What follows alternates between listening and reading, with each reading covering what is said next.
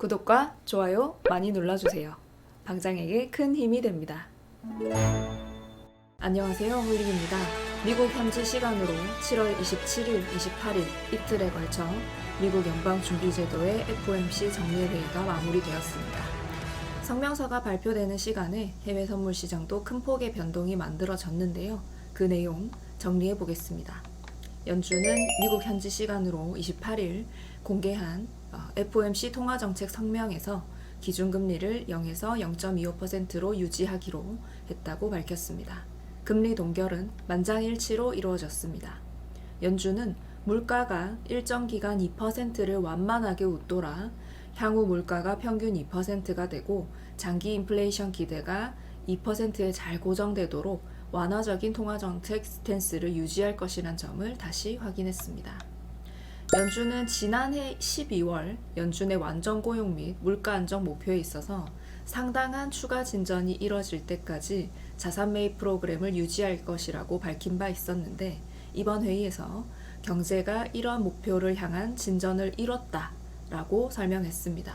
그리고 연준은 위원회가 다가오는 회의에서 계속 이 진전을 평가할 것이라고도 말했습니다.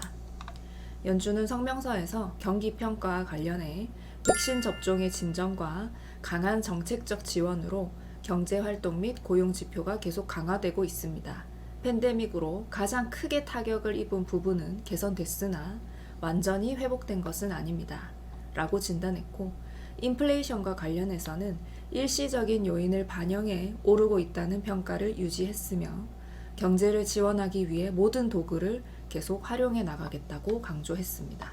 연준은 이날 별도의 성명을 통해 상설 레포 창구인 스탠딩 레포를 도입한다고 발표했습니다. SRF인데요. SRF는 국채 등을 은행의 지급 준비준과 상시 교환할 수 있도록 하는 방안으로 2019년 6월 FOMC에서 논의된 바가 있었고요. 또한 지난 4월 FOMC에서도 관련 논의가 이루어져서 많은 위원들이 이를 채택하는 것을 긍정적으로 본 적이 있습니다. SRF는 은행들이 담보로 국채를 맡기고 언제든지 차입에 나설 수 있어 시장 금리가 급등하는 상황을 억제할 수 있다는 장점이 있는데, 은행은 항상 지급 준비금을 보유하지 않더라도 위기가 발생했을 때 유동성 압박 위험을 덜 수 있습니다. 연준은 이날 두 개의 SRF를 도입한다며 하나는 영내 SRF, 다른 하나는 해외 통화 당국을 위한 SRF라고 말했습니다. 이들 창구는 통화 정책의 효과적인 시행을 지원하고 시장 기능을 원활하게 위해 자금 시장의 안전장치 역할을 하게 될 것이라고 설명했습니다. 연준은 담보로 국채 외에도 기관채, 기관이 발행한 주택전당증권 등을 받을 예정이며 최대 운용 규모는 5천억 달러라고 합니다. 그리고 제롬 파월 의장은 회의 이후 열린 기자회견에서 테이퍼링 시기에 대해서는 아직 결정된 바 없다라고 밝혔습니다. 이번 회의에서 다수의 연준 위원들이 MBS, 주택모기지증권 매입에 대해 논의를 했다면서 국채보다 MBS를 먼저 축소하자는 아이디어에 대한 지지는 적었다고 말했습니다. 그리고 채권 매입과 MBS 매입을 동시에 하는 것이 이상적이지 않다라고 했고, 연준의 자산 매입 변화는 데이터에 달려 있다는 것도 강조했습니다. 그리고 인플레이션과 관련해서는 예상보다 높고 지속적일 것이다 라는 입장을 유지했습니다.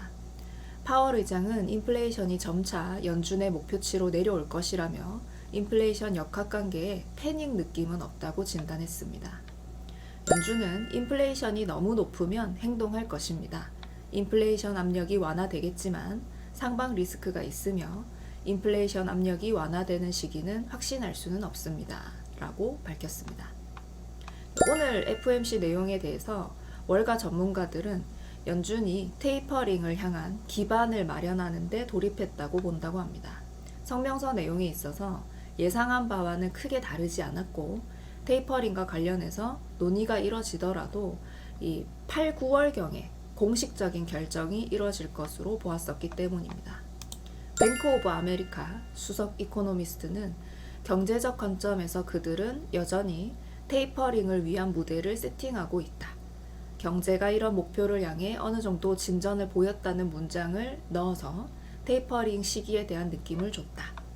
그리고 PNC 수석 이코노미스트는 중앙은행이 사실상 테이퍼링 카운트다운을 시작했다 라고 얘기하기도 했습니다.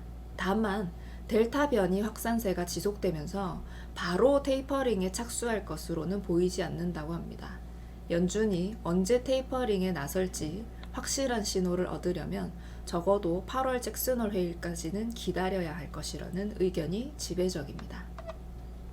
이번 FOMC 성명서 발표 이후에도 시장에는 큰 변동이 발생했습니다.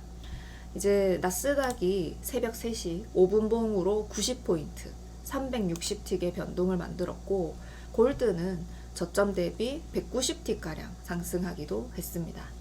우리 시장은 오늘 주간 옵션 만기일이므로 변동을 만드는 핑계가 될 수 있으니 조심히 대응하시고 성공 투자하시길 바랍니다. 감사합니다.